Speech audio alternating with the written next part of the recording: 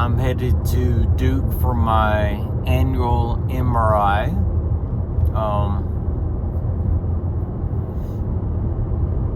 Some people might ask, okay, I live like 2 hours away from Duke. Why would I go all the way to Duke for my MRI? Two reasons. Usually, I always set this up as my doctor is at Duke, so I go towards morning, midday to get the MRI, and then when the results come in, meet with that doctor a few hours later. So killing two birds with one stone, one fell swoop, get it done. The doctor had to cancel my appointment later today, so we're going to do a virtual appointment in a few days, but still going to Duke for my MRI. So there's quite a few Duke affiliates around me. I went to one before, or I used to go to one quite a few times, especially during COVID, because everything was virtual, and I wasn't going to see the doctor, so I might as well do it more local. But the last time I did it there a few years ago, they kind of keep that room warm, right? So if you have MS, like me, when you heat up, you hear my slurring here, but when you heat up, it kind of makes the symptoms worse than if you're cool. So that was one reason. They keep it kind of warm in there. Plus, I'm in there for about 45 minutes because they do a brain and a spinal cord MRI against my baseline to see if there's been any progression or if I need to react in any kind of way. Now, there hasn't been new lesions since I first had the MRI, 13 years ago. So, been blessed. Very good news.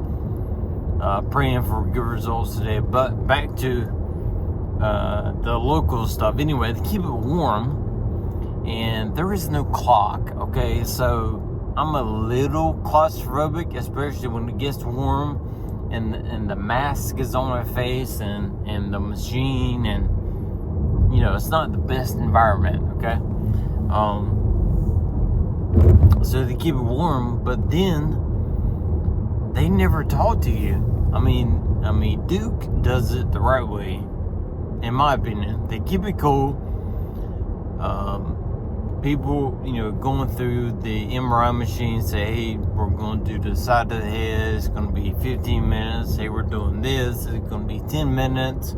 Hey, we're doing this. It's going to be 20 minutes. All right. So you got kind of an idea of the time frame and the time left. And when I did it locally, it was warm.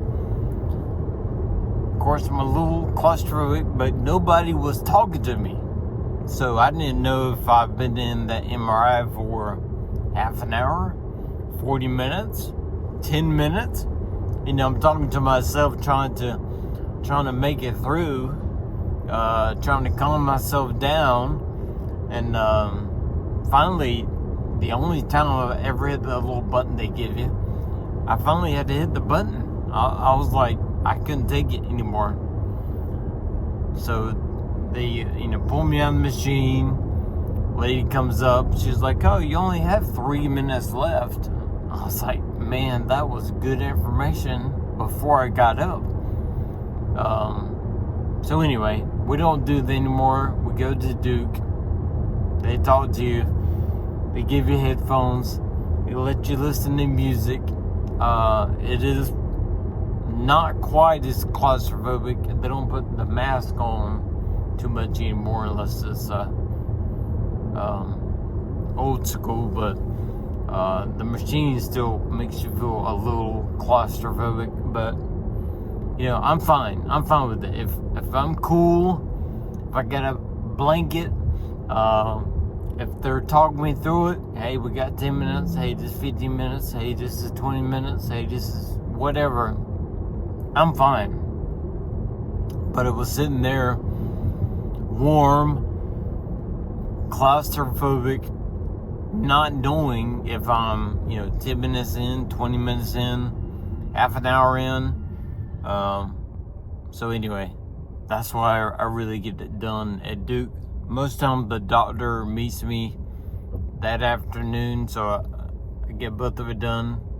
I do have my infusion coming up in September, so this is usually before that, for the MRI, for the script to to get it done in September, excuse me. But anyway, head to Duke, see what's going on. I'm at a stoplight, that's why I'm looking at you.